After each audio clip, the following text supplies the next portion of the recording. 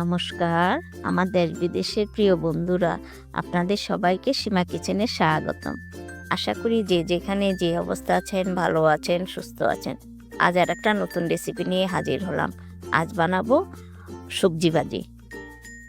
এই জন্য এখানে আমি 2 টেবিল চামচ সয়াবিন তেল দিলাম, একটা শুকনো মরিচ মাঝখান দিয়ে ছিঁড়ে দিয়েছি এবং একটা তেজপাতা মাঝখান দিয়ে ছিঁড়ে দিয়েছি এবং পাঁচফোড়ন দিয়েছি আমি হাফ চামচ। একটু নেড়ে চেড়ে নিচ্ছি গ্রান হওয়ার জন্য। হাফ কাপ পেঁয়াজ কুচি আমি দিয়ে দিলাম। একটু মজে আসলে সবজিগুলো দিব। পেঁয়াজটা মজে এসেছে, এখন সবজিগুলো দিয়ে দিচ্ছি। এখানে আমি নতুন আলু দিয়েছি, গাজর দিয়েছি, সিম দিয়েছি, পাতাকপি দিয়েছি, মিষ্টি কুমড়া দিয়েছি, ব্রকলি দিয়েছি। 5-6 রকমের আমি সবজি দিয়েছি।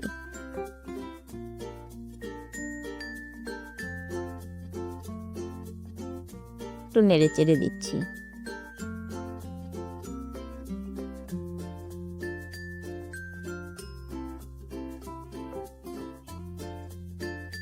এখানে আমি আদা বাটা 1 চা চামচ এবং লবণ পরিমাণ মতো দিয়ে দিলাম। এখানে ধনিয়ার গুঁড়া 1 চা চামচ দিয়েছি, হলুদ হাফ চামচ দিয়েছি।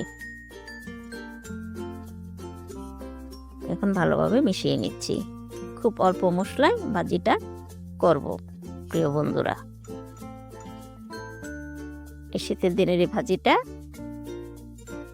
রুটি পরোটার সাথে খেতে খুব ভালো লাগে, গরম ভাতের সাথেও খেতে খুব ভালো লাগে। একদম কম মশলায় ভাজিটা রান্না করব। এখন ঢেকে দিলাম। এখন আবার উঠিয়ে নিলাম। আমি চুলার আঁচটা মিডিয়াম টু লোতে রেখেছি। আস্তে আস্তে ভাজবো, এতে আর পানি দেব না। সবজির পানিতেই পুরোটা ভাজি সিদ্ধ হয়ে যাবে প্রিয় বন্ধুরা।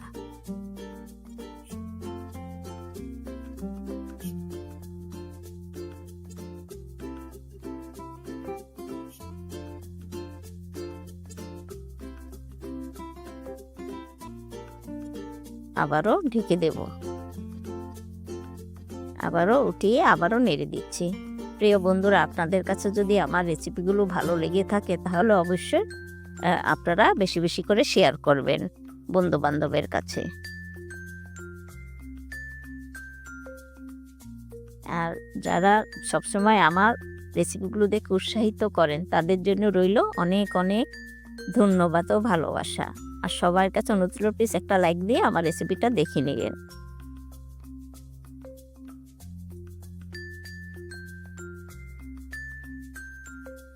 একটু ধনেপাতা দিয়ে দিলাম। সবজিগুলো কিন্তু সিদ্ধ হয়ে এসেছে।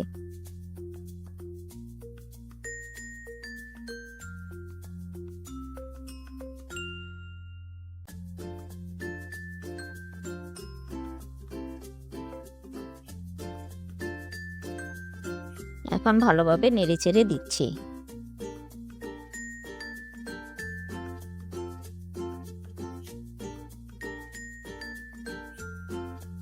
তবু আপনাদের একটু দেখিয়ে দিই সবজিগুলো কিরকম সিদ্ধ হয়েছে। দেখুন বন্ধুরা, এরকম সিদ্ধ হয়েছে। সবাই প্লিজ আমার পুরোটা রেসিপি দেখবেন। আমি সবার পরিবারে গিয়ে সবার ফুল ভিডিও দেখি। দেখুন বন্ধুরা, এখন সবজি ভাজিটা নামিয়ে নিয়েছি। আজ তাহলে আসি। সবাই ভালো থাকবেন, সুস্থ থাকবেন। সামনে আরেকটা নতুন রেসিপি নিয়ে হাজির হব। সবাইকে অনেক অনেক ধন্যবাদ।